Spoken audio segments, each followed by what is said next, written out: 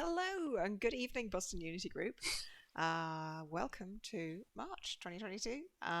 It is a pleasure to see you here tonight, and we will be having a fantastic talk from our own Graham, who's going to talk about the multi-platform development of Cozy Grove.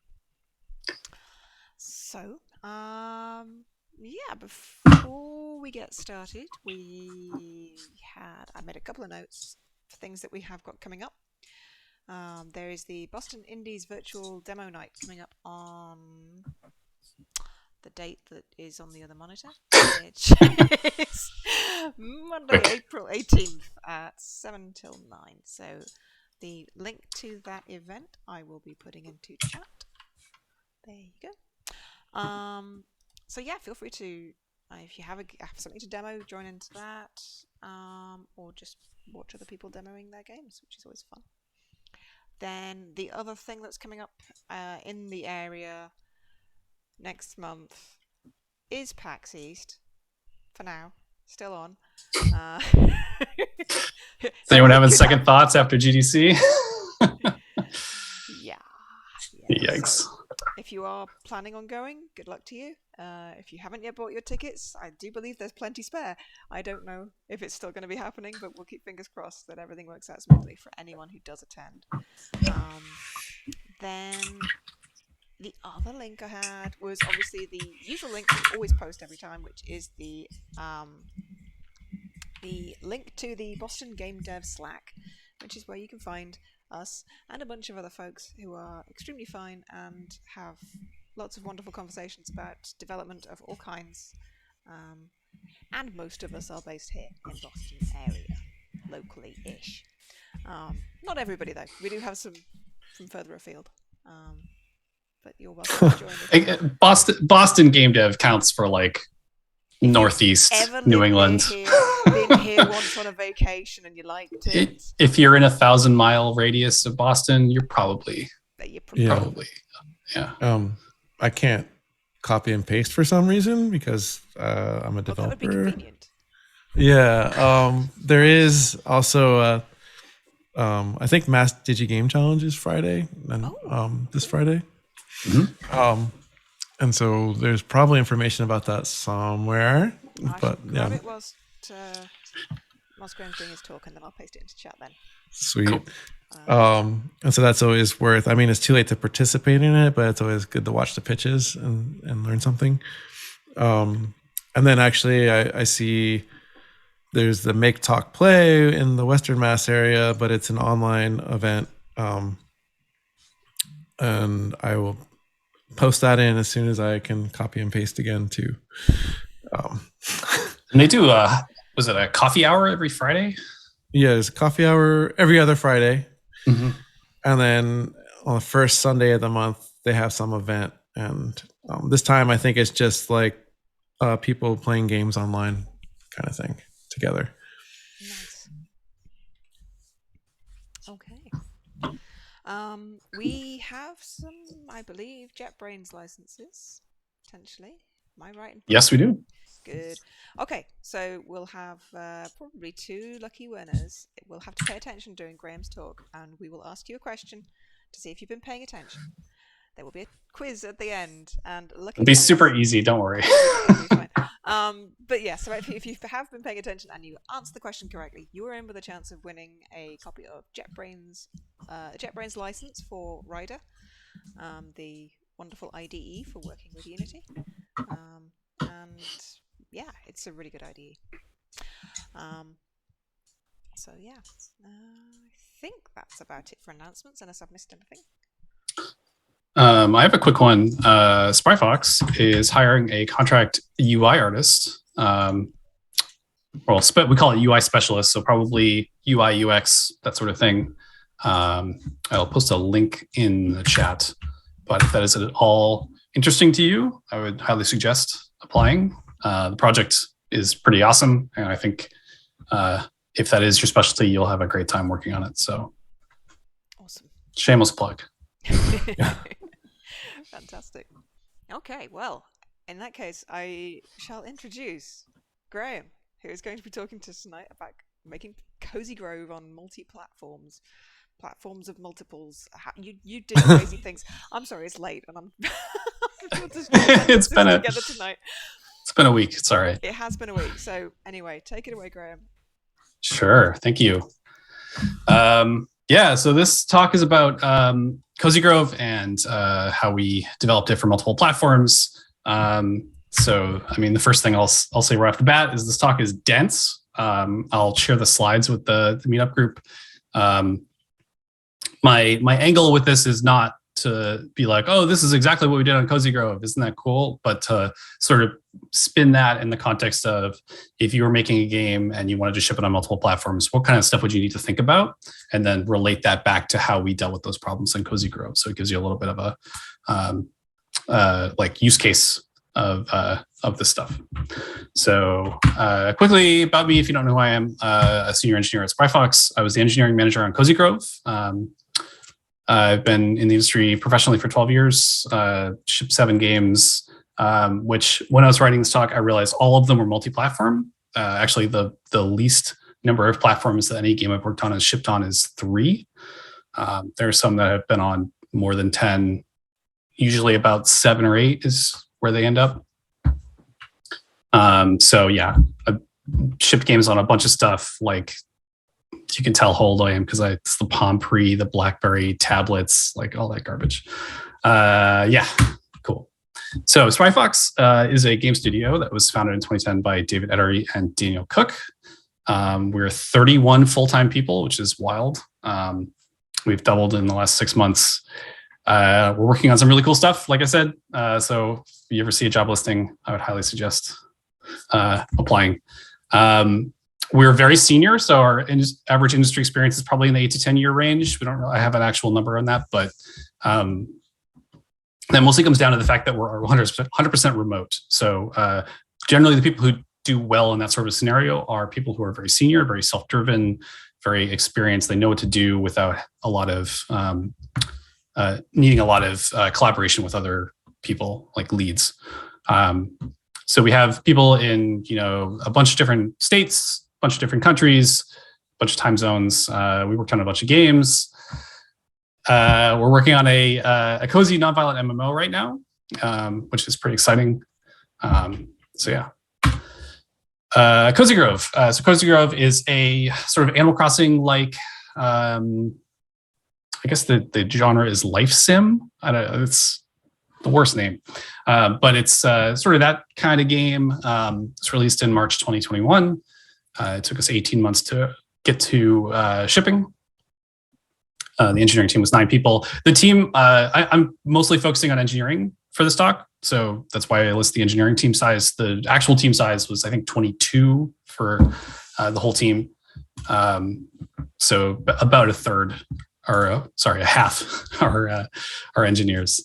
Yeah, we shipped on a bunch of platforms. So primarily Apple Arcade, so iOS, tvOS, macOS, that's iPhones, iPads, Apple TV, Steam, and Epic Game Store for PCs. And then the Quantum Astrophysics Guild is a studio that helped us ship on game consoles. So they helped us ship on Switch, PlayStation 4 and 5, and then all of the weirdly named Xbox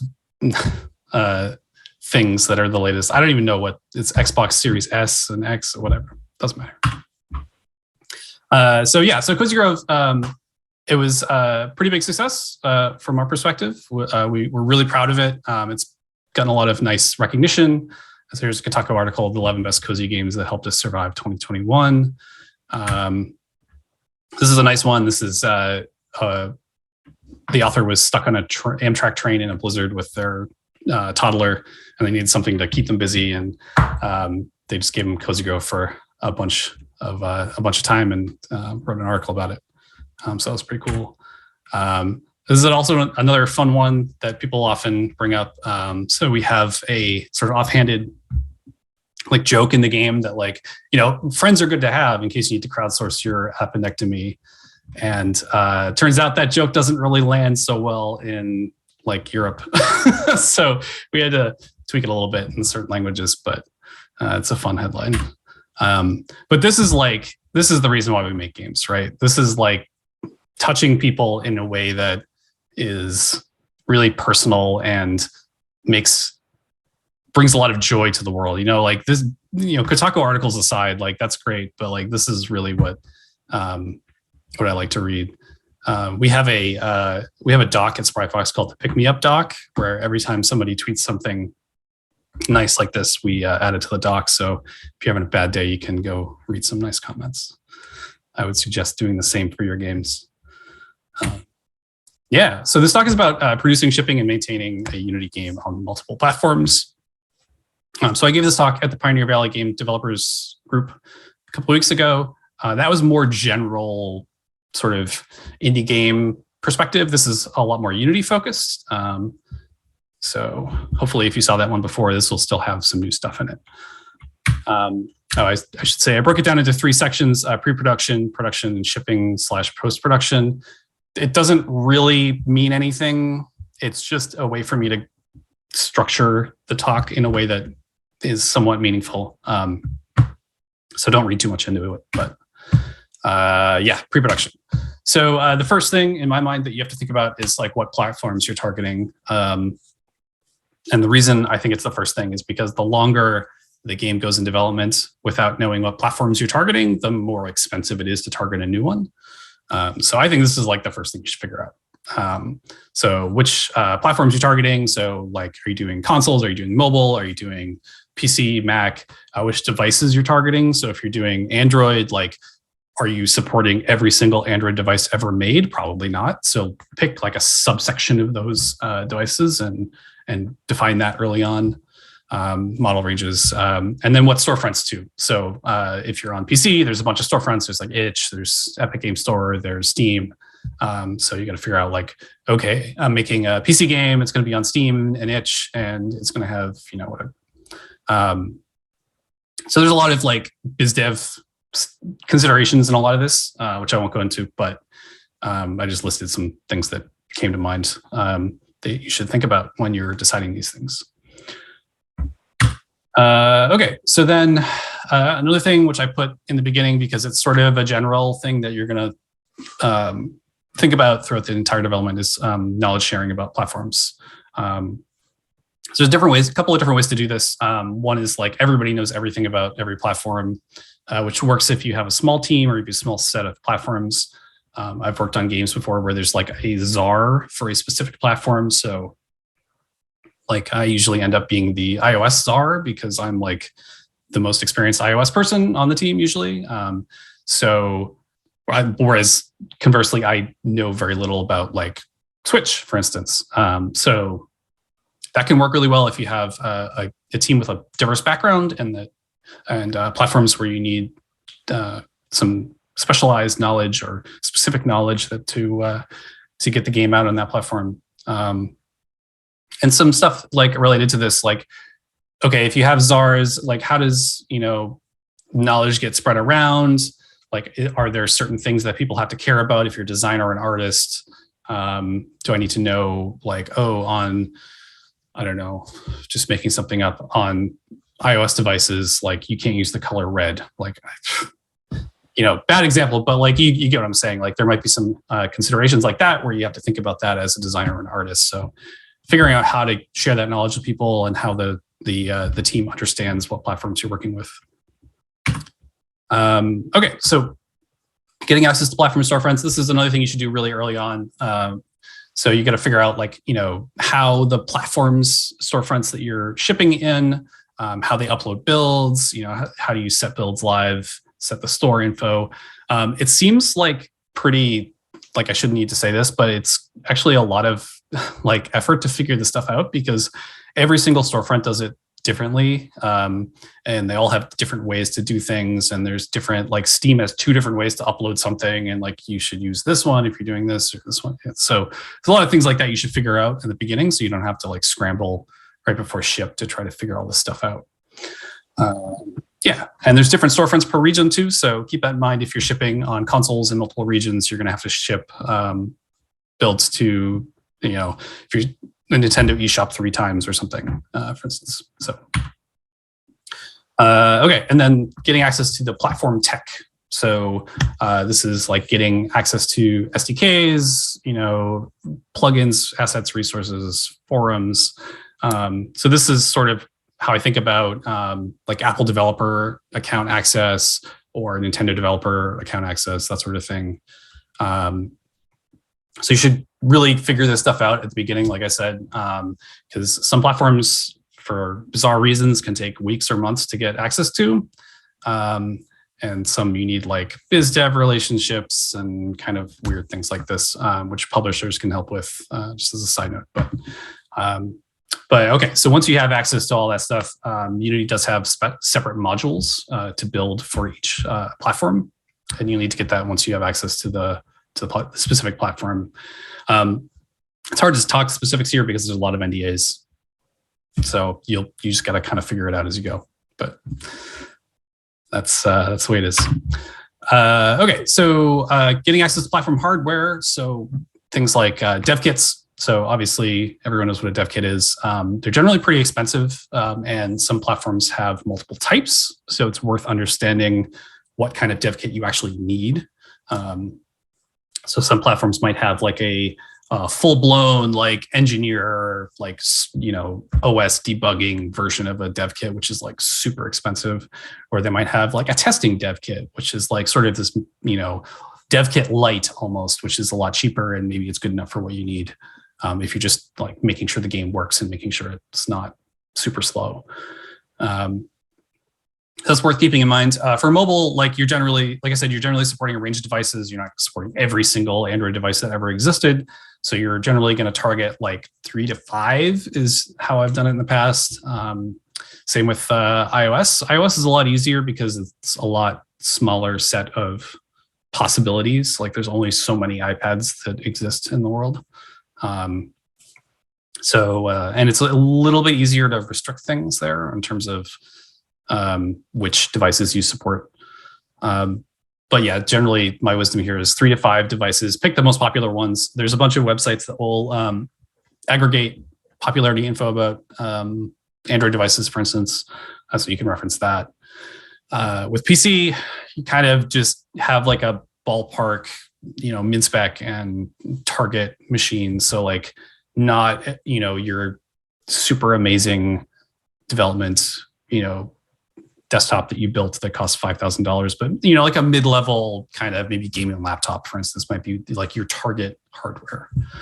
And then, okay, so once you have all this stuff, like you have to figure out who has access to what, right? So does everybody in the team get a dev kit? Like does every designer get a full-blown dev kit? Like how do you split that up? And then, like more importantly, like what is your QA team going to use? Because they're going to feel it the most out of everybody.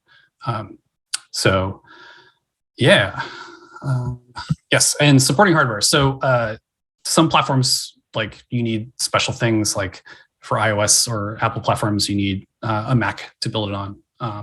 So if you're going to target iOS and you have a PC, but you don't have a Mac, you got to get a Mac.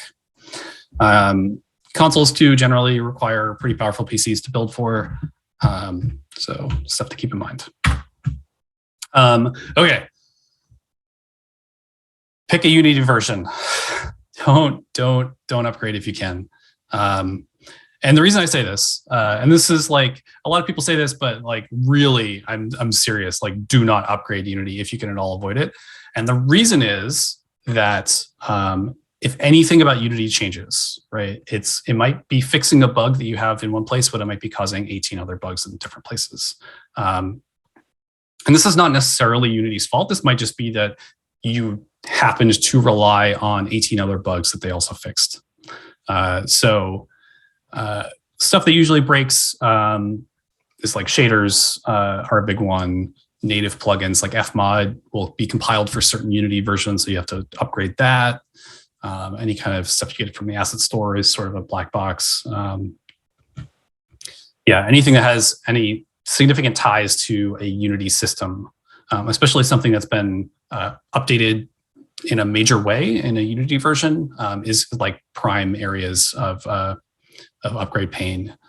And like, I mean this in the most absolute sense, like a Unity version, not just like, oh, I'm on 2020.3. It's like, no, you're on 2020.3.26, right? We had a bug in Cozy Grove that like we couldn't build we were on 2019.4, and we couldn't build on certain LTS point releases for that version because there was a bug regression where you couldn't build on Mac OS. And so we had to be on a very specific version for a very long time. So yeah, if you do ever, you may actually need to consider updating. And the reason you would consider updating is if you have, like a show-stopping bug, like if there's a hard crash on Android and when you load this movie file or something, right? That might be fixed in a newer version. Might be some really critical feature, like maybe there's, support for some new iOS library in a newer version that you really need to use. That might be a reason to upgrade.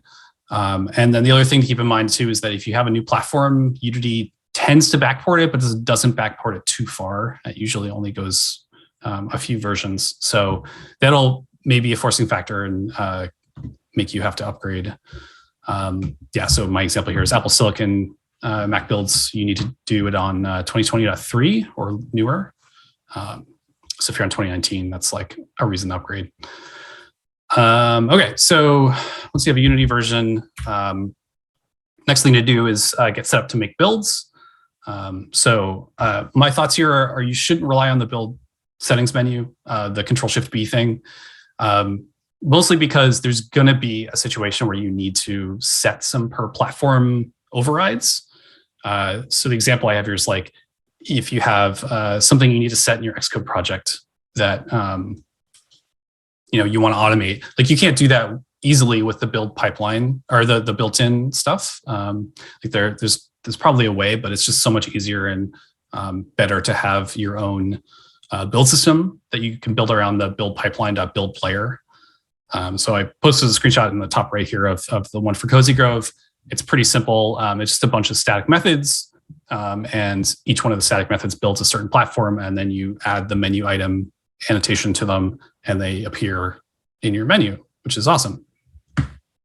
And then again, like I said, the big benefit is that it allows you to do a lot of custom things, right? So you can change the Xcode project, you can add files, you can turn off settings in Unity that they don't have per platform settings for instance. You can also use it to do things like have one button to kick off, like, I want to make a PC build, a Mac build, an iOS build all at the same time. Like you can do that with a custom pipeline like this.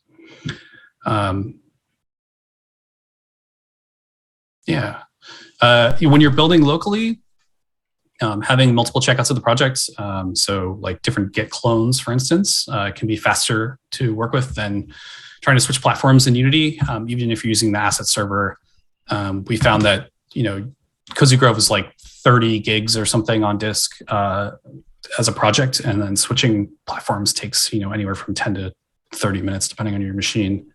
Because it has to swap out all this data. And even if you're using the asset server, all it's doing is saving you from having to re-import things. It still has to copy things. So it still has to copy 30 gigs of data over. So if you have the disk space, like you can just clone the repository in a different location. And then when you open it, set the platform target differently. And so then you can have two different versions of the game and switch between them really quickly. We had a couple of questions. Sure, yeah. One question so far from Chris Mayer, Dinosaurus. How do you pick a min spec? How do you pick a min spec? Yeah. In what context? Like PC or just in general? Or I guess in general, it kind of depends on a few factors, right? So one that comes to mind immediately is like, okay, if you're targeting Android, for instance, you can pick a min spec based on market share. So you can say, okay, if I target, the Pixel 3 or something, right? Like anything like that, the Pixel 3 and up constitutes maybe 85% of the market share for Android. I'm just making numbers up, but like you can sort of do the math that way and figure out like, okay, how much am I losing if I don't support the Pixel 3? And sort of do the rough math there. Cool. But so for PC, it kind of depends. It's PC is just like, instead of having granular like devices at different performance benchmark like points in the spectrum, it's just like a giant continuous spectrum. So it's like really hard to pick them in the bottom spec for it. But I think if I was in that situation, I would just say like, focus on making the game good, and then figure out how low a machine you can get it to run on, and then set that as your min spec, if that makes sense. It's yeah. We did have one other question, Cool. one comment from Chriselian. You may also be forced to update Unity to be able to submit to cert on console platforms if your dev cycle is long. Did that happen to you? Yes. I wouldn't know. Quantum Astrophysics Guild did a lot of that stuff for us, but I mean, that's certainly, I'm sure Chris has done that before with with this stuff. So like if you're on a super old version of Unity, like you're probably not going to be able to submit to a console cert with that. Awesome. Yeah.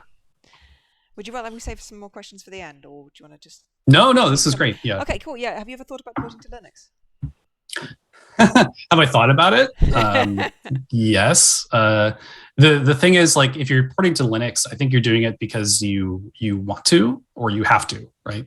So you're doing it because you really like Linux and you really want to support Linux. Like if you're Zyba and you're a really like strong advocate for Linux on the desktop, then go for it. But I think the problem with Linux and more broadly, like PC platforms, is there's just too much of a spectrum to really like know.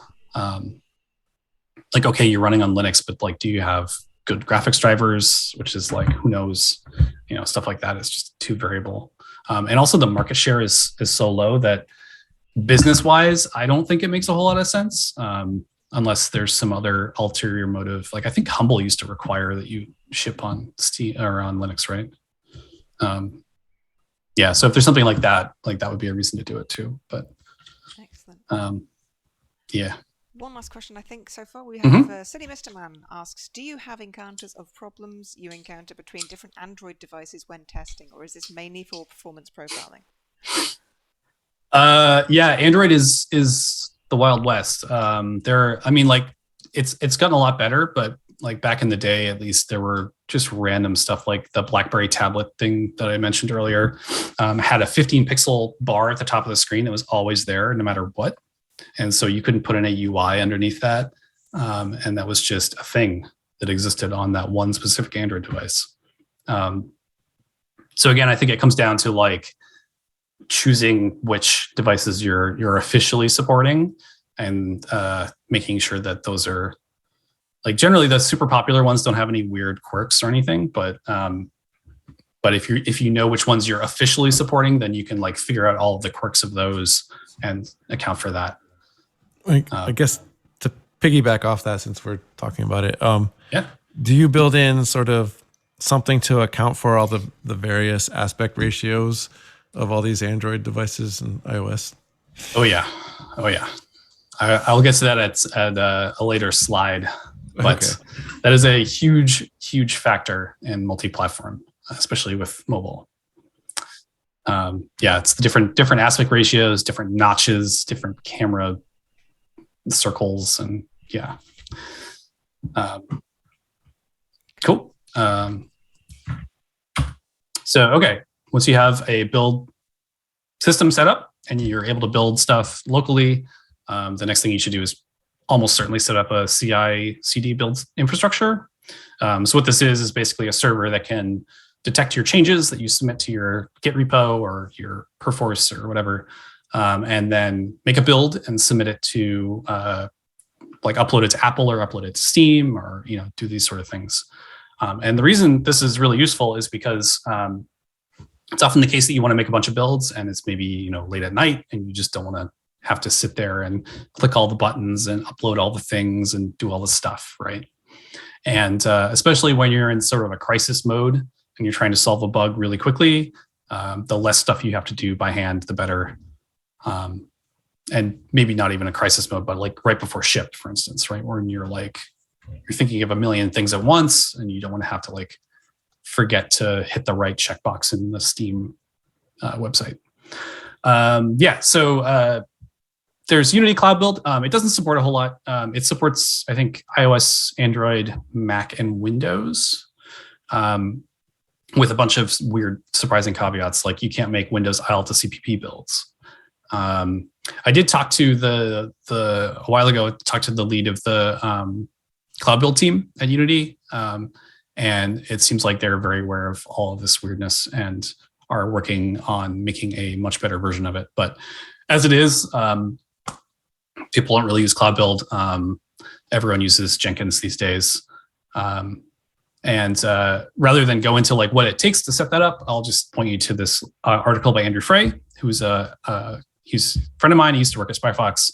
And it's about doing exactly this, setting up a build system in Jenkins for Unity. I'll post the link in the, I guess I'll post the slides in the meetup group, and then you can grab the link from there if you don't screenshot it in time. The one like kind of annoying thing about setting up your own Jenkins thing is that like certain platforms, like I was saying, iOS require specific hardware to build. So you need a Mac to build iOS. So if you're setting up a Jenkins build for iOS, you need a Mac to build it on. So you need to like a Mac Mini in a closet somewhere or something. But your goal with all this is to really automate the entire build and deploy process. For the reasons I talked about, so you don't have to worry about it. I like to have like one button to click to make all the builds and upload them, and then another button to click to make them go live. And the reason is like, if any of that automated process goes bad, you don't want to have it like automatically go live. Like, I guess that's the CD version of this stuff, is like ship it, constantly shipping it. I wouldn't suggest that, but this stuff is a bunch of work to set up, but it always pays for itself. So we had, I was doing all of the builds for Cozy Grove for a very long time, and until maybe a month before we shipped, that was just how we did it, and we spent the time. We spent like a week setting this stuff up, which is like a ton of time. But even with that week of time spent, the net savings were insane with this. So I would highly encourage people to do this. Quick question from Silly Mr. Man, who says, is there any reason not to do this in the cloud, e.g. AWS, Azure, etc.? Is there any reason not to do it in the cloud? I guess if you need specific hardware, like if you like hypothetical situation, you want to make a build for PS5 and run some integration tests on your PS5 dev kit, right? Like that you can't do in the cloud, obviously, but you could do this in the cloud, yeah, for sure. I think like the Mac, like we looked into that too, and the reason why we did it ourselves is that the Mac AWS instances are pretty expensive, and you have to rent them for like 24 hours at a time. So it was cheaper for us to just buy a Mac Mini and stick it in a closet. So, yeah. But if you can do it in the cloud, I would suggest it. Like all of our, like our Jenkins node and all of our Windows builds are done in the cloud, for instance, because we can get away with that. But cool.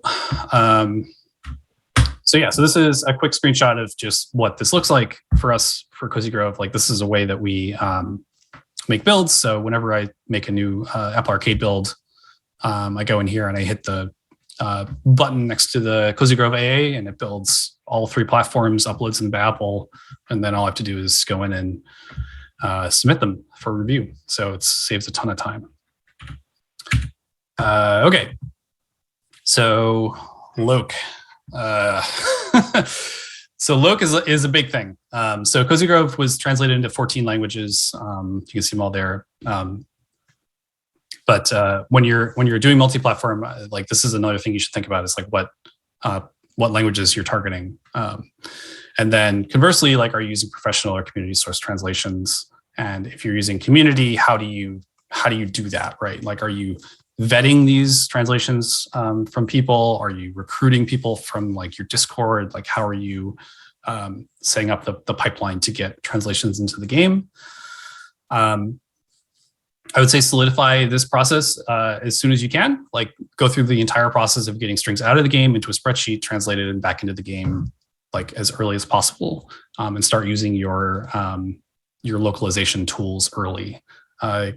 It's really a ton of work that shouldn't need to be done when you have a game that's like basically done, and then you're like, oh, I should localize this, and then you go in and have to like rip out strings everywhere and throw them into a loc system. Like that can be like months of work just to do that. And there's a lot of like porting studios that just do that kind of thing. But in terms of Unity, like Cozy Grove used I2, which is an asset store plugin that does localization. It was pretty good. I mean, it worked. I'm not a huge fan of it, but I think if your game was not as text heavy as Cozy Grove, I think it would work a lot better. Other Spry Fox games, we used just our own system with like a YAML file that has all the lines of text in it, and then we have some Python scripts that upload it to Google Sheets so that our translators can go in and translate things, and then it does the opposite to get it back into the game. Yeah, you also want to be able to switch languages at runtime because that's a thing that people want to do. And it is surprisingly difficult sometimes to do that. So just keep that in mind when you're building like your UI, for instance. Yeah, and then have a way to annotate translated lines for your translators. So there's a bunch of things that are understood in context when you're writing dialogue, for instance, that are not understood in context when you just see the dialogue line. So anytime you can give your translators extra information about like where this line appears in a conversation, it can help them actually translate it better. So like, you know, honorifics, implied subjects, plurality, all that stuff. And also you should just use TextMesh Pro. Like, holy crap. Like if you're using the UGUI text field, just get out of here. Like it's so bad. It doesn't support like anything but English well. So, and even then it doesn't do font rendering that well either. So just never use anything other than TextMesh Pro. So yeah, so I figured through this slide in here because it was kind of fun to think about, but there are a lot of localization stuff that we had to think about with Cozy Grove. Like, you know, when you're making a game, like, do you have non-English user input? Do you have chat? Do you have like Mad Lib style localization key combining? So like my example here is like the shopkeep is blank, and then you have a bunch of loc keys that are like happy, a minotaur, and in excruciating pain. And the problem with stuff like that is that, you know, in Spanish, there are 3 different verbs depending on which of those 3 options you're choosing. So you can't just translate the shopkeep is in Spanish without knowing the context of the rest of the sentence. There's a bunch of language specific weirdness. Like there are languages that have super long words that I think everybody knows about, but there's, you know, honorifics in basically every other language than English. It's noun genders. So Chinese, Japanese, and Korean don't have spaces, for instance. So like word wrapping is really hard in those languages. You can't just throw line breaks everywhere because you're going to break in the middle of a word and it's going to completely throw off the person reading. Right to left text, obviously. So there's just a lot of stuff to think about with loc, and honestly, like it should just be its own talk, because you just have to figure out solutions to all these things. The one last thing I'll say about localization is that Google Translate is not localization. It's not. Nice. Yeah, a missing translation is better than a bad one. We have one question there. What code base did you use for managing localizations? What code base did we use? Yeah. So there's the plugin that I mentioned, I2, is on the asset store that does loc for Unity. It can like auto fill in text fields. You can change the language and it will like send an event out to all of your text fields and update them to a different language. It can do auto Google translating for placeholder translations and stuff like that. So it's, yeah, like I said, it's pretty good. I mean, it's not the best, but it does its job, I think. Yeah. Okay, so moving into production. So you have a lot of infrastructure set up, like getting down to making your game and working on it. So the first thing to think about is like, okay, we're shipping on multiple platforms. Like, what are our what are the differences between platforms, right? So there's obviously hardware differences. So there's generally like CPU differences, RAM differences, GPU differences.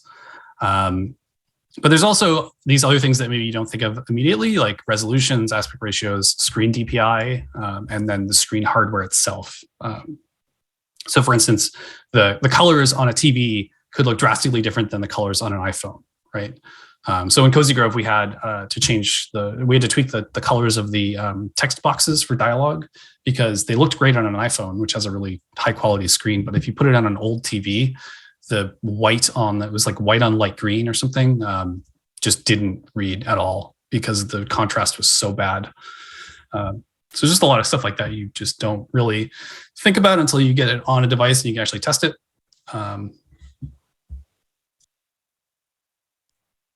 Sorry. Yeah, and then there's also some random, platform restrictions that you run into. So some consoles have restrictions about how often you can access the disk I/O, right? How often can you read a file? Right? Some have weird things about like, oh, if at any point during your game somebody can switch their user profile, you have to handle that well, right? And iOS has this thing called the watchdog that's if you use more than 80% of your CPU for like a certain amount of time, like 40 seconds or something, it will just like hard kill your process. So you'll crash because you're just doing too much stuff.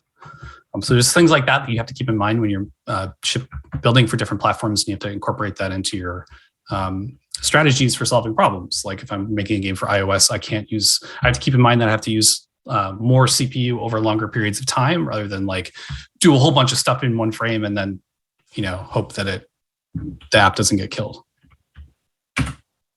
So I like to advocate for avoiding preprocessor flags in C# for a few reasons. You generally use these for like per platform configuration and debug flags for debug builds, that sort of thing. They can hide issues though. So when you're compiling with preprocessor flags everywhere, like you're only compiling a certain subset of your code. And so it can hide issues like if you rename a variable, like your IDE is not gonna rename the stuff that's been, basically commented out by the preprocessor. They're also easy to typo and your compiler will not give you any help about this at all. So for instance, Unity iPad doesn't exist, but you could, in theory, assume or misremember that it did exist and try to use it and be baffled why your code isn't working. The one case where I think I would still use them though is for stuff that like literally will not compile on any other platform than the one you're shipping on. So if you're using like a native SDK on iOS or something, like you can wrap that in a preprocessor block. But in general, I like to prefer this application to platform enum, and then also looking at the system info device model. It gives you more information about what platform you're running on, but it also is something that you can, it doesn't do what I was saying before where you're blocking out different sections of code and not compiling on different platforms. You're compiling everything for every platform every time, but your code still can react to what platform it's working on. Along those same lines, feature flags are a concept that we used in Cozy Grove to great effect. And it's essentially just a bucket of Booleans. This feature is enabled, this feature is disabled, that sort of a thing. So for instance, you can use it to do things like say, okay, on PS5, I can turn off touch controls. Like that whole subsystem doesn't need to exist because there's no touch controls on PS5, as far as I know. So yeah, it's really good. It's also good for committing work in progress. So you can do a bunch of stuff to a whole new system that you're working on, commit it so it's not like merge hell when you're done, and then just put it behind a feature flag that's disabled. And then the bonus extra credit version of this is that if you have them, you can enable them remotely for seasonal content. Like if you have a Thanksgiving event or something, you can turn a feature flag on, and then suddenly there's all this Thanksgiving stuff everywhere. You can also use them for DLC. Yeah. So input is another huge area in multi-platform. The way I think about it is 3 sort of subsets. So there's keyboard, mouse controls, there's touch controls, and there's controllers. And it helps keep it separate in my mind when I'm, categorizing the work that needs to be done. But you should assume that you're going to need to switch between any one of these at any time. So if you're playing on keyboard and mouse and you plug in a controller, assume that the player wants to use a controller, right?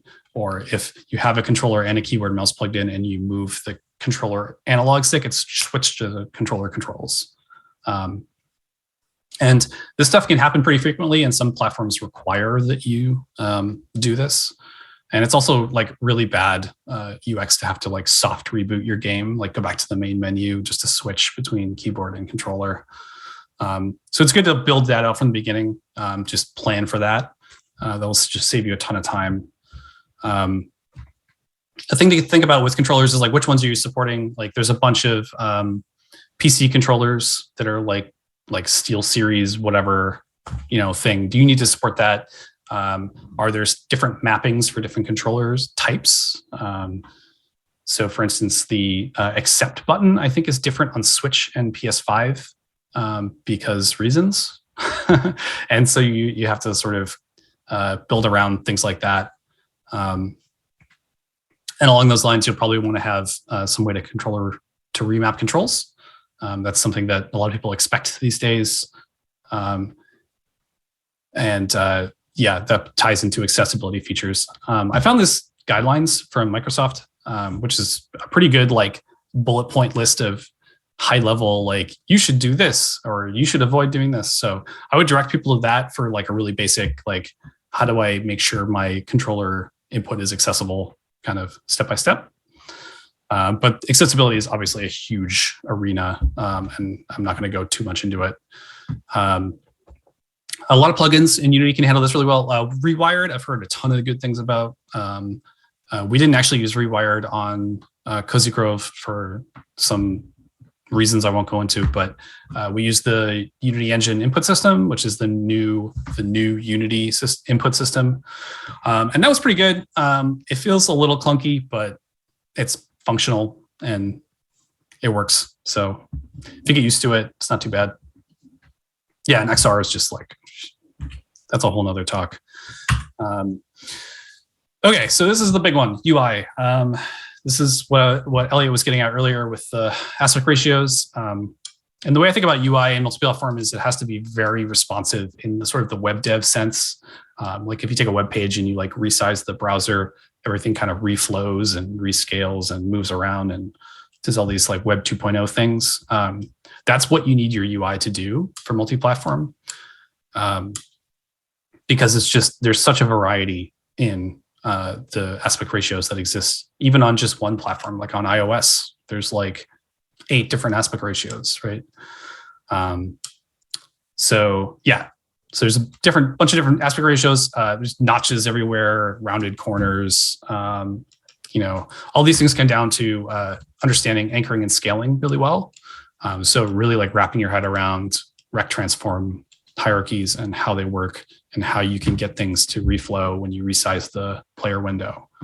A little trick here that I've done before with specifically for notches is if you take a rec transform and you make a component for it that scales it to the screen.safe area, which is a thing that Unity gives you, which is the area of the screen that is like free from the notches and within the bounds that the platform provider says that you can put stuff in, like critical UI or input areas.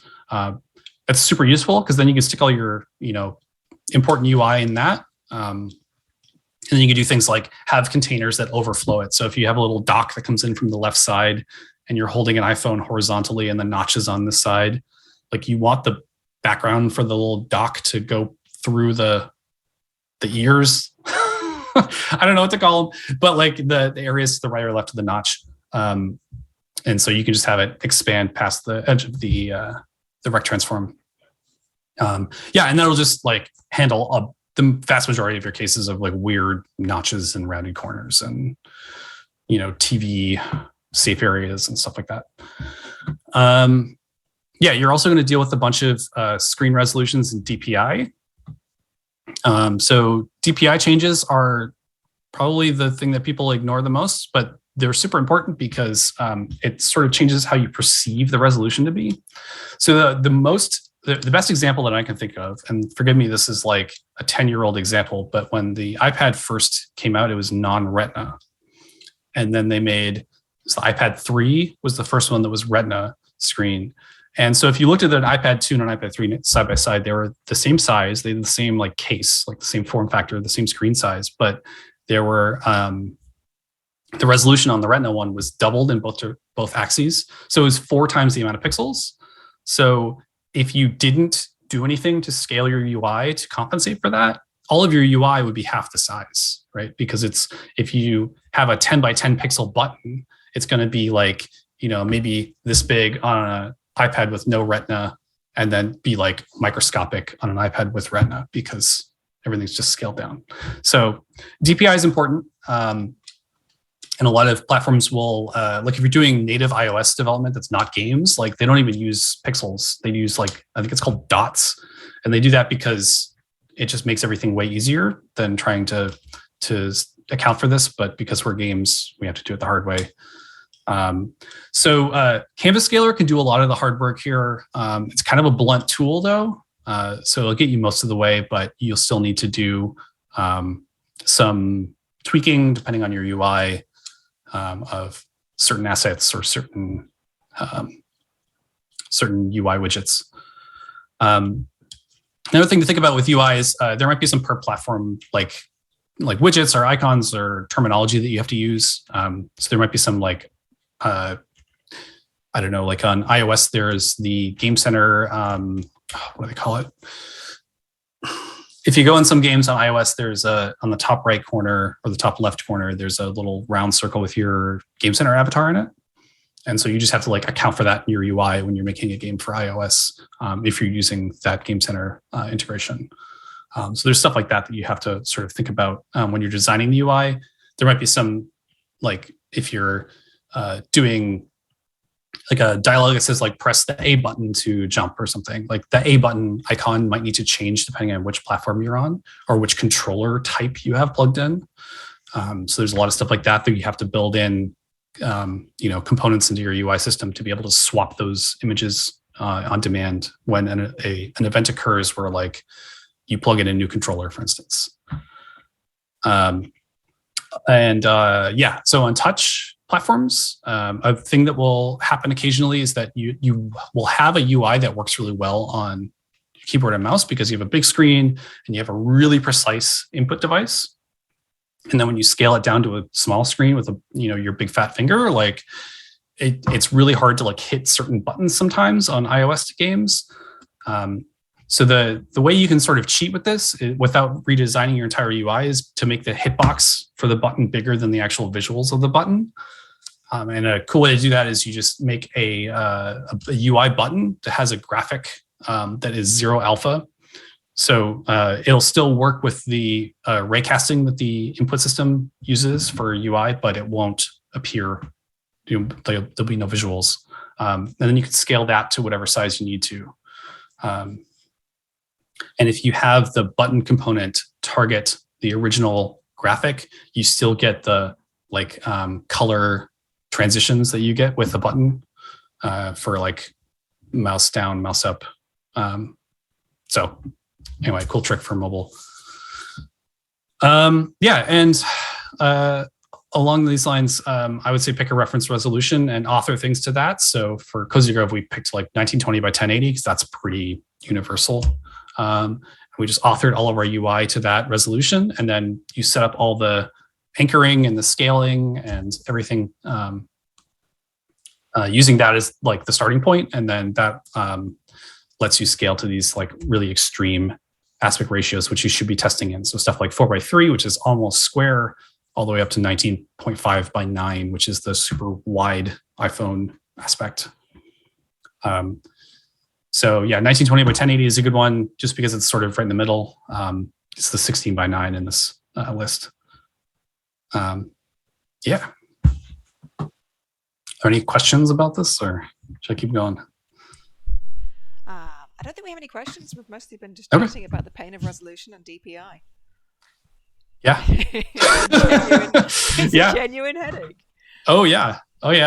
This is probably 9/10 of the work of multi-platform, is getting your UI to scale correctly and do all that jazz. At least in Unity for simple stuff. But okay, the next thing I want to talk about is maintaining your visual quality bar.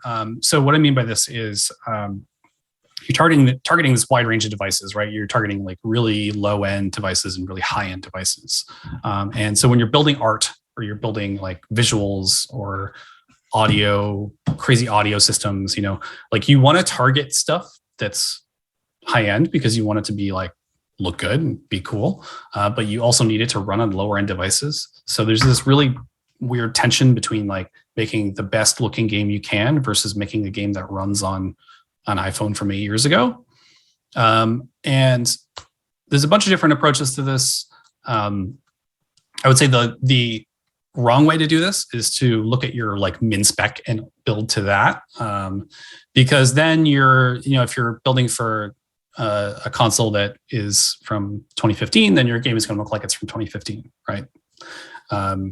So one approach to this is to switch things on and off dynamically. So you throw a component on some things that says like, oh, if this is running on this device, don't spawn it.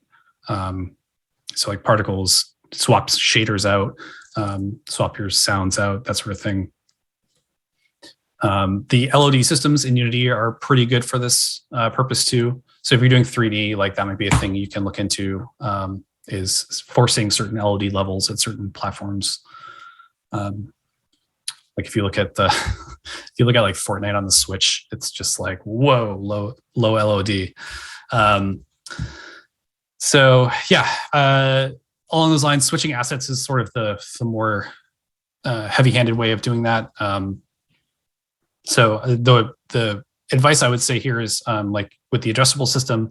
So in Cozy Grove, we didn't actually use a whole lot of this stuff. We set it up to use this, and we just ended up not needing to. But we had a lot of dynamically loaded art that we used in resources.load, which a lot of people do, and it's a anti-pattern because the resources folder is just an asset bundle that is like missing half the features of asset bundles. So you shouldn't use resources.load if you can at all avoid it. Excuse me. But if you are going to use that, because it's very convenient and it's very easy to get stuff up and running, I would say wrap it in a class that you have so that you can replace it later. This is this thing we did in Cozy Grove that we didn't end up using, but it was nice to know that it was there in case we wanted to do this. Yeah, and the reason you'd want to switch assets basically is that like you have maybe an HD version of an asset and an SD version of the asset, and then depending on which device you're running on, you can load one or the other. So I've worked on a couple of games where we had the entire set of sprites for the entire game there was an SD version and an HD version. That's like the extreme example, but you might do this on a like per asset basis. Like for instance, you might have a loading screen that doesn't need to be 4K if you're running on a Switch, because Switch does 1080. You can do cool stuff, like you can auto detect the quality settings for graphics and try to turn things on and off and do all that stuff. It's kind of tricky to get this to work well. You can do it with FPS sort of heuristics. So you can turn on a bunch of settings that you think will be good and then monitor the FPS while those are on, and then turn things off to make it go higher, or turn more things on if the FPS is pretty good. That's pretty tricky to get working, but it's pretty slick when it does. You can also do it by device ID. So this is useful if you have a small set of devices, like if you're doing iOS or if you're doing even Android to some degree. You can say like, okay, if I'm running on an iPad from this generation to this generation, I can turn on these 6 features. And then finally, you can just make the player choose, which is great for PC. Like this is a really like legit approach for PC, because PC players love to tweak all this stuff. And with all of the variation in GPUs, this is a really nice way to approach that. Other platforms, you can kind of do it, but you got to be really coarse grained. So like consoles, you can say like, oh, I'll turn on SSAO or, stuff like that. But you're not going to say like, which like temporal anti-aliasing version do you want to use? Like that's a little much for console or mobile players, but PC players will tweak that all day. We will. So we absolutely will. We had a couple of questions. Mr. Man asks, when swapping things like shaders using a component at runtime, how do you keep Unity from loading all referenced variations at the same time? I don't know. I don't know if I would swap a shader at runtime. I think I would. Yeah. I don't know, honestly. It's just not something like I've mostly dealt with this in 2D games, and we have very few shaders there that aren't built in. So my instincts would be to say like use fallbacks instead of swapping shaders out if you can. But yeah, it's a good question. Elliot, do you know? Question to, or any asset, material or mesh, for instance. Sure. Yeah. So this gets into the addressable system, which I'm not terribly familiar with as well. But yeah, I mean, my experience has been mostly in textures, and those are pretty straightforward to load and unload. But as my understanding is, the addressable system handles a lot of this for other asset types as well. I mean, for shaders, it probably is simplest just to switch a material that has a different shader assigned to it. Yeah, probably. Sorry, that was a terrible answer, but it's complicated. We'll apply it's complicated. In this case, this is talk about it's complicated. Yeah. Elliot did ask, are assets in the resources directory always loaded into memory at all times? Yes. So at game startup, every single asset in the assets directory or in the resources directory is loaded, as far as I can tell, in one giant asset bundle. So if you put a ton of stuff there, your game startup time is going to be really long. So yeah, that's another reason not to do it. Like if you look up any wisdom about the resources folder from Unity, the only thing they say is don't use it. Just never use it ever because it's so broken. But it is super convenient. So I think some people use it a lot to also load in prefabs easily, like as an address defined, but you can load them from other areas in your project. Mm-hmm. And you can make like a pseudo version of this with like a scriptable asset where you just have a mapping of names to assets, which is essentially making a crappy version of the addressable system, I guess. But yeah. Cool. Okay. So the next thing I want to talk about is testing and profiling. So when you're doing multi-platform, you're going to have device-only bugs. It's just sort of guaranteed. Even though Unity does a really great job of hiding, 95% of the insanity of shipping on a different platform, you're still going to have that 5% to contend with. So some things you should think about when you're choosing a platform is like, how can you test locally, right? So like I said before, switching platforms in Unity sucks, so having a copy of it locally is helpful for that. And when I say testing locally, I mean like on-device testing, not just in the editor with the target platform set differently. Because there are, like I said, on-device bugs are going to happen, and it's going to work perfectly in the editor, and then when you actually make a build to the device, it's going to not work. So in that case, like, how do you debug that, right? Can you debug on a device using some kind of like native debugger? So my examples are all iOS because that's what I'm most familiar with, but like Apple has instruments and Xcode that you get with your Apple SDK access. So Xcode lets you debug stuff on device. It's not the most great experience for a Unity developer because you're probably going to be debugging through IL to CVP, but it is a way to do that.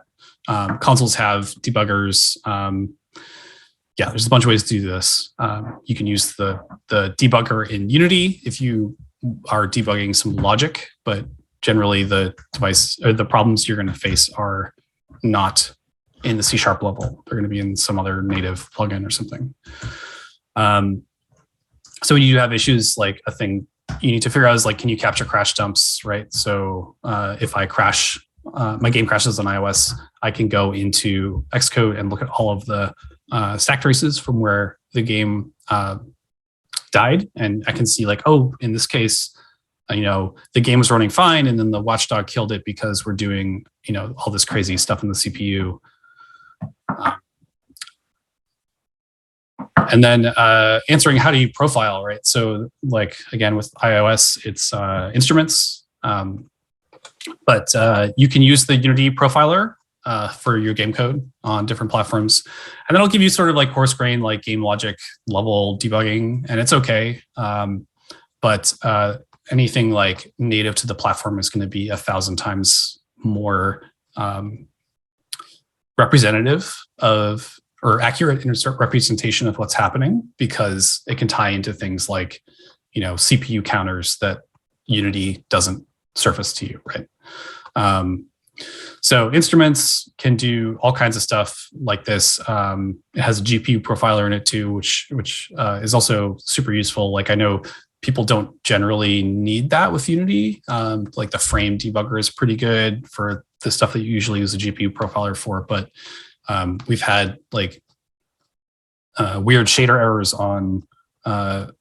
in Cozy Grove where we had to like debug that on a GPU on a device with instruments, and it lets you, it gives you at least the option to do something like that. Like maybe you're not going to do it every day, but you're going to need to do it at some point. And obviously, like everyone says, profile on device, not in editor. Please don't profile in the editor. Like the only thing profiling in the editor will tell you is if your game logic is slow. Like it'll correspond in terms of like, if something is slow in the editor, it's probably going to be slow on device too. But the things that are slow on the device is not going to be slow on the editor sometimes. So I would say just don't even bother profiling in the editor unless you're looking at like very specific things. The profile, so performance can be like radically different, obviously per platform. I think everyone knows this, but there's a lot of like surprising ways in which it could be different. So like I was saying before, like disk IO on consoles can be like super slow for some, reasons. Like that might mean that your loading times on a certain platform are way higher than they are on other platforms. Other things like you're targeting iPhones and iPads, and they both use the A15 SoC. And it turns out like your rendering is slower on iPads because the iPad has more pixels, so the fill rate is worse, but it's using the same GPU as the iPhone, right? So you can't just say like, oh, on the A15 do this, because maybe it doesn't work with the iPad. So it's just like one of those things where you have to do a lot of profiling and do a lot of testing on devices to figure out this sort of thing. There's no real guidance because it really depends extremely on your game and what about your game is stressing the hardware, right? And then I realized after this, I put it in twice, but it's doubly important to get used to debugging idle to CPP, because that's often the best way to step through stuff on device. And it's not that bad. Like if you're not a C++ programmer, don't worry. The generated code is pretty good, and putting comments above like the C++ that says like, here's the line of C# we're running. But you should be at least somewhat familiar with looking at that sort of thing. Okay, so the final section here is shipping and post-production. So this is more like engineering production sort of thoughts. So like branching and hotfixing. So obviously people know what branching is, but really the goal here is like, how do you like spot fix per platform issues without disrupting the entire team or disrupting other platforms, for instance, right? So if I fix a bug on iOS, I don't want it to affect the switch build.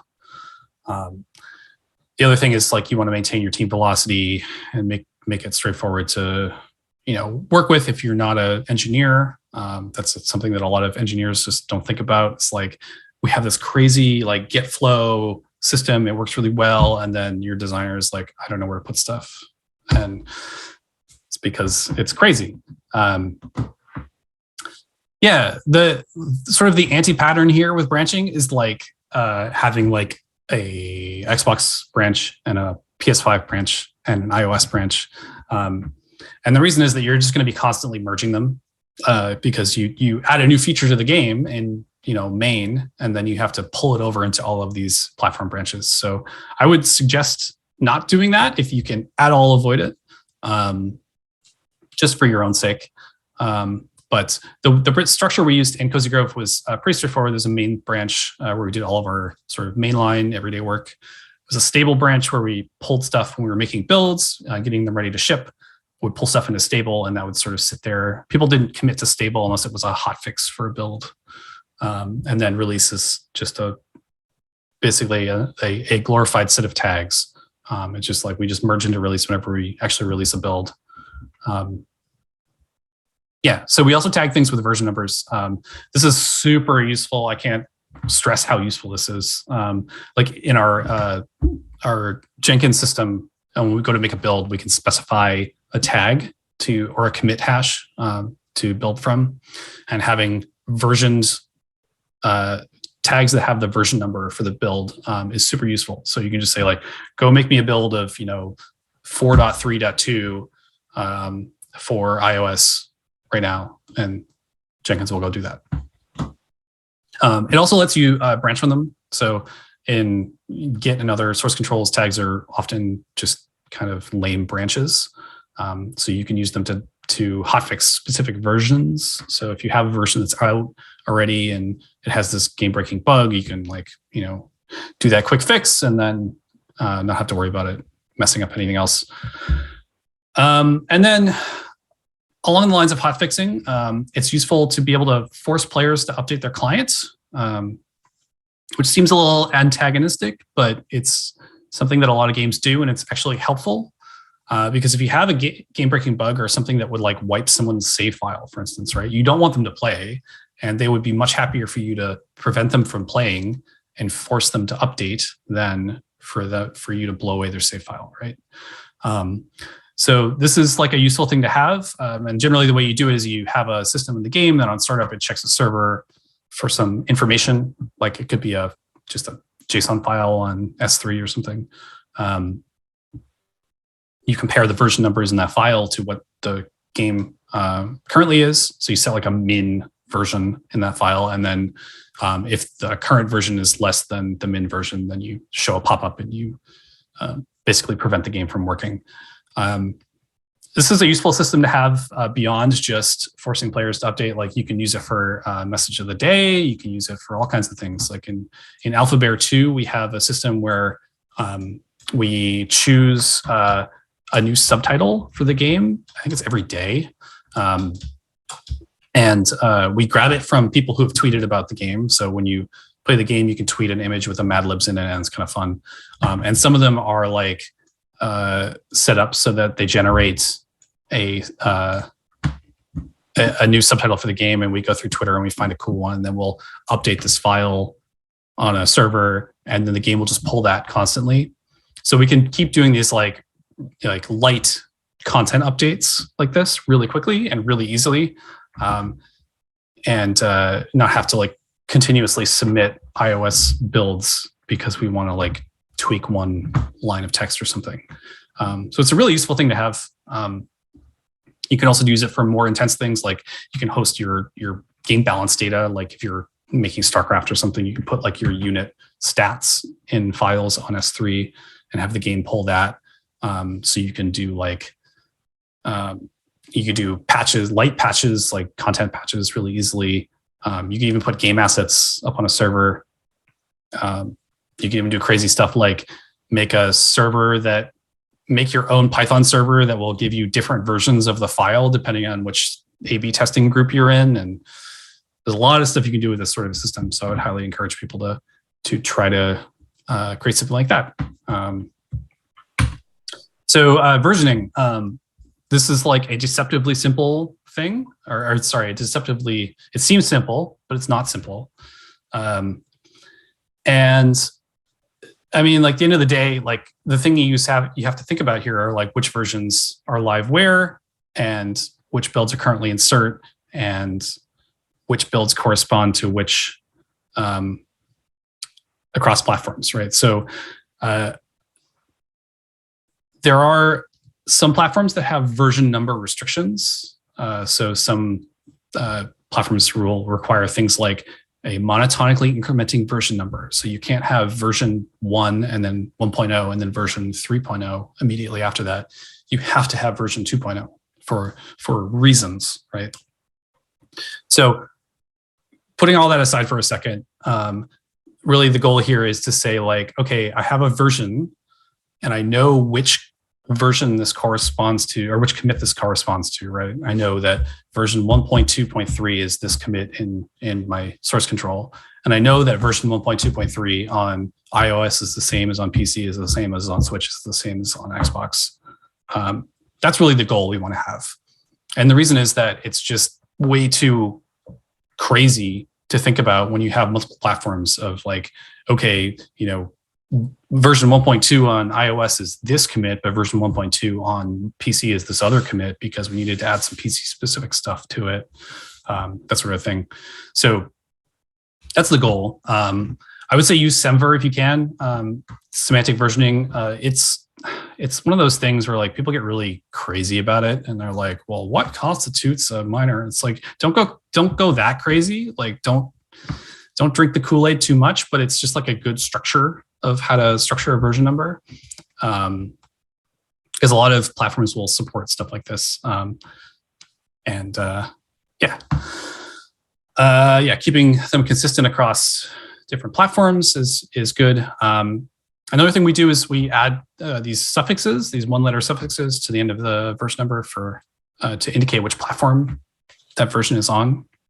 And this is mostly useful for automated error reporting. So we'll tack an I on the end of the version number for like iOS just to help us sort of separate that easily from Android or something like that.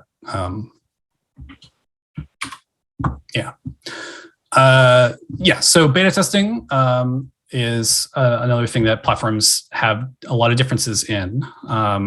So there's, you want to probably have some kind of a play test with people. And there's a question of like, how do you get builds to people, right? So there's stuff like Test Flight for iOS is a way to get builds to people. Different consoles have different things, sort of depends, and you got to look it up. But you should look into that and then figure out how players can give you feedback.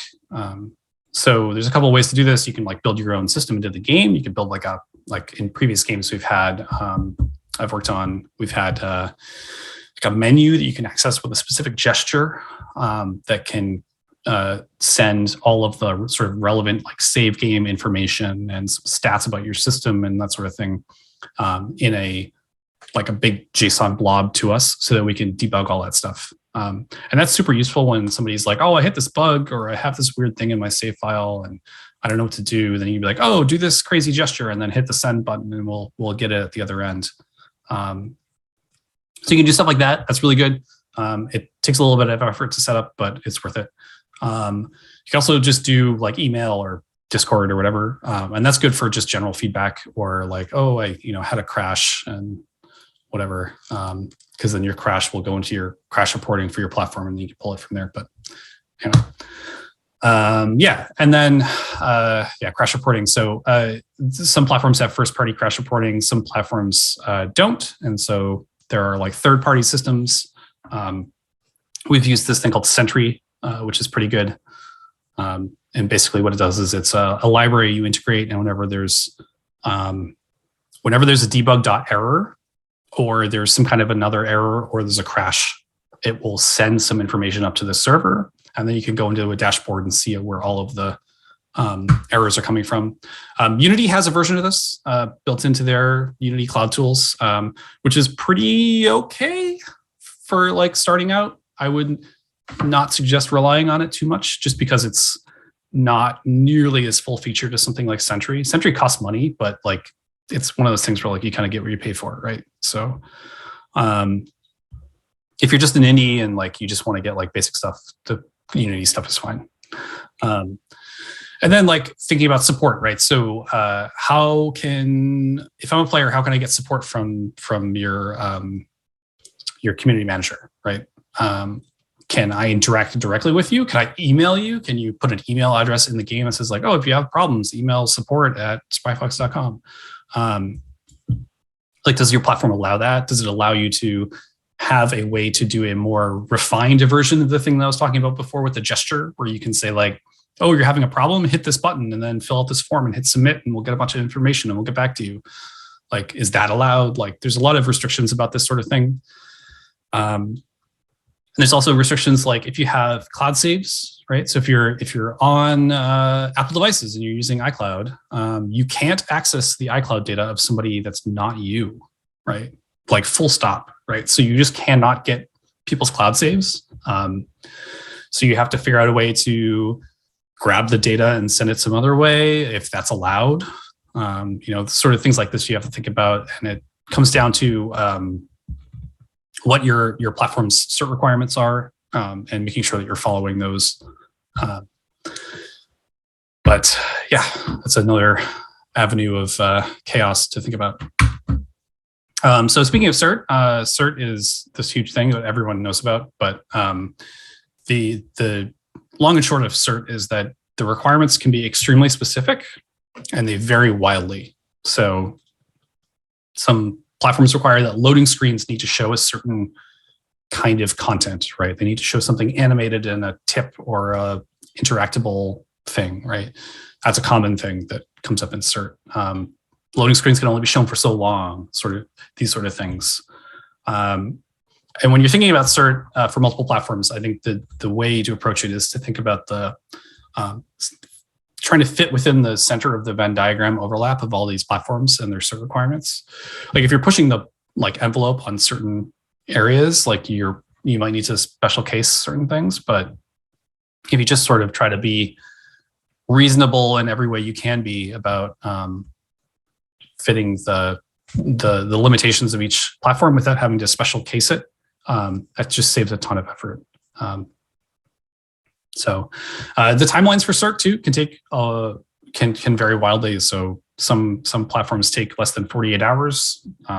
Like I've submitted an iOS update and it has gone live like 4 hours later. Like just they were really on their game that day. It's totally random. So some that can happen. Some platforms can take weeks or like even months. So this is another thing where you have to figure this out early. If you have a platform rep you can talk to get a sense of this, then that's a great thing to do. And the real tricky thing is like if you want to try to simul-launch on multiple platforms, you need to sort of work backwards from your launch date and figure out when you need to submit things, right? So if my cert timeline on platform A is 3 weeks, and on platform B it's 3 days, then I need to get platform A out really quickly, right? And then I have a bunch of time to work on platform B if I need to. But yeah, it's sort of like I don't know if anyone's played StarCraft like really intensely before, but like you get those like build timings down. That's what it always reminds me of, is like you finish the upgrade right when your third zealot comes out, and then like you go attack their natural. I don't know. Anyway, it's sort of like that where you have to like work backwards and start things at certain times, and so they all finish at the same time, right? A thing that comes up with this often is that like once a build goes through cert, there might not be a way to hold it back. So that's another thing to think about. Like you might have to ask the platform rep to hold it back for you, or there might be some way to do that on their dashboard, or all that sort of thing. So it's another thing to think about when you're trying to do a simul launch. Yeah. So just to wrap up really quickly. So multi-platform is really difficult, but it's very often worth it. It's kind of amazing, like what platforms do well in terms of sales and which ones don't, and it's kind of hard to predict. So if you can target a lot of platforms, it can be really good for your game's like success. So my overall tips here are, do your research, figure out what a platform is, what restrictions there are for it, what the cert process is, how to build things, what dev kits there are for it, that sort of thing. Really understand what platforms you're building for. Get organized, like make sure your version numbers are really good. Make sure your branching structure is really solid. Do your platform work as early as possible. Again, like I was saying before at the very beginning, like the longer you wait on this, the more expensive it's going to be. Like a lot of porting houses exist solely to do this work after the fact. And the reason why they can do that is because it's a whole lot of work and nobody wants to do it, so they pay somebody else to. So if you're doing this yourself, like the earlier you do it, the less cost it's going to be for you in terms of time and effort, and the more you're going to thank yourself later. 4 is test, test on devices, profile, make sure you're, get your automated build deployment and everything all set up so that you can test really easily. Make sure you have beta testers who can find weird issues for you. And then lastly, automate. And I really can't stress this enough. If you get nothing else from this talk, is set up Jenkins and do it as early as possible, because it will save you so much time. So yeah, that is all I got. So I will take more questions if people have them, or we can commiserate about shader issues. I don't know. we do have a good question here from Sure. Willows. You mentioned doing content updates via direct server. Does that have Yeah. implications for certs, ESRB, licensor agreement, stroke other, or is it more Wild West? Yes. The short answer is yes. The long answer is it depends. So certain platforms will say, no, you can't do that. Or certain platforms just expect you to do that. Like, I would be surprised if you had any kind of trouble with that on mobile, for instance, right? That's a pretty common thing to do on mobile. Some games even will, the app you download from the App Store will be like this really small shell, and then you have to like download the game content from another server. And like, not to rat hole too much on that specific example, but like the reason they do that is because the cell phone carriers will set a maximum size of download that you can get from the App Store. And so if your game is like over a certain size, you just can't get it unless you're on Wi-Fi, which has a huge impact on your sales because you lose all these impulse buys of people out and about. So a lot of games will just put all their content on a server, and then the game itself will be like 20 megabytes, and you download that, and then it's like, oh, thanks. Here's a progress bar. We're going to download the rest of the game while you sit there and wait. So so it depends. I would say consult every platform has like a great, I shouldn't presume to say great, but every platform I've seen has a great like set of cert requirements, and the language is very clear about what they do allow and what they don't allow. So I would just consult that and make sure that you're staying between the lines, but most platforms allow it. So it's pretty solid. We did have another question here from the Blueprint. I know a game design talk. I know a game design talk on this topic would be a full session of its own. But do you have any general tips or insights into designing for multi-platform? The main concepts for me would be building a level space and gameplay that works well across those screen sizes and aspect ratios. Any general concepts would be much appreciated. Sure. So general concepts, a lot of them come down to the surface area in which the platforms change drastically, right? So screen sizes is obviously a big one, but like input systems is probably the most game design specific like factor here. So if you're making like a platformer, for instance, just because it's an easy example, you have to think about like, okay, it's going to work great on controllers. It's going to work pretty good on keyboard and mouse because, some crazy like intricate platformers, people prefer keyboards, but it's not going to work on touch controls as well, unless you specifically design a version of the game that can work on touch controls. So in terms of game design tips, like it's too hard to say. Like it depends very much on what kind of game you're working on, but things like just understand the variation of input systems that there can be and make sure you're accounting for them, I think is the best I could say. Yeah. Cool. I'm also not a game designer, so take it with a grain of salt. But I had a question on my mind of if you don't have access to somebody who knows somebody who knows somebody for some of those more tricky problem platforms to publish to, Sure. do you would you consider, like, is there a viable route into publishing on those platforms, or would you consider saying, you know what, if we don't have someone who knows someone at that place, maybe we should skip that one until we can make some connections? Yeah. I mean, the short answer is you could, like, there are a lot of studios out there that specialize in this, right? So I mentioned earlier the Quantum Astrophysics Guild was a studio we worked with. I guess they're technically a publisher, but they helped us get on consoles, right? Because we didn't have the experience around that, and we didn't have the resources and the connections, and they do, because that's what they specialize in, right? So that's a really great option if you're just like, I have nobody at Nintendo I can talk to, I don't know where to start, and I'm okay, cutting somebody else into the game. That's an option. You can also just do it the hard way and try to network really well. And publishers are also, like, this is one of the main things that publishers do. So that's another thing to think about. Cool. Yeah. I don't know. We had another question from Arturo, who asked, sorry if I missed this, but how do you handle platform-specific services such as Game Center? Do you try to go with the lowest common denominator or implement the particulars of each service? I guess it depends on how integrated your game is to something like Game Center. So generally, we will sort of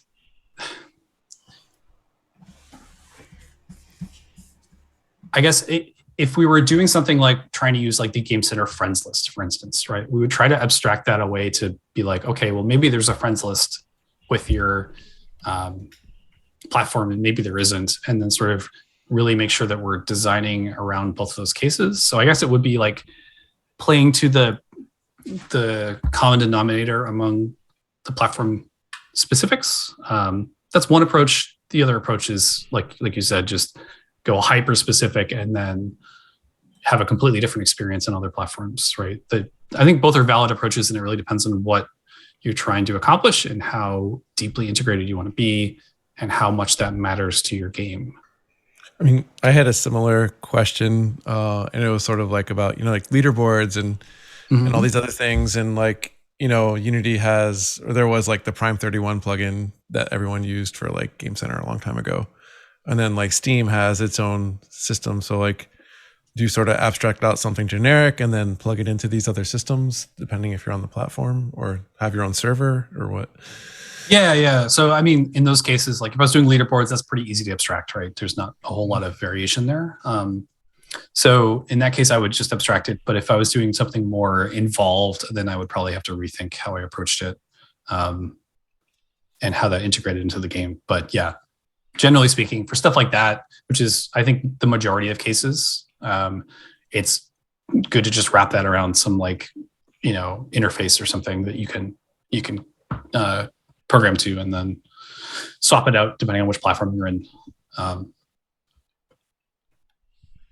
Has Spry Fox done anything with like Steam Workshop or anything like that? Not with user-generated content. I think we've done some DLC stuff. I don't know if that technically falls under the Steam Workshop like umbrella, but yeah. Cool. We had another question. Actually, let me see, where are we now? First of all, Sleepy Penguin is offering, if anyone needs an in with Sony or Tencent, White Moon Dreams have great relationships with both. So thank you, Sleepy Penguin. We also had a comment from Dan See the Duck. Dan See the Duck? Dank the Duck. Dank the Duck. It's our chief creative officer at Spry Fox. Hey, design the controls for your platforms up front. Can't retrofit. Well, yes. Listen to Dank. Don't listen to me about design. His website is The Lost Garden, and it's like the resource for design. So yeah, definitely listen to him. Awesome. And one more question from the Blueprint. In terms of multiplayer cross-platform, is there any networking solutions or services that make that stuff more accessible? Multiplayer cross-platform. So checking all the boxes on how to make this happen. Yeah, VR. I mean, we're missing VR. Come on, let's just check all the boxes. Yeah, multiplayer VR cross-platform.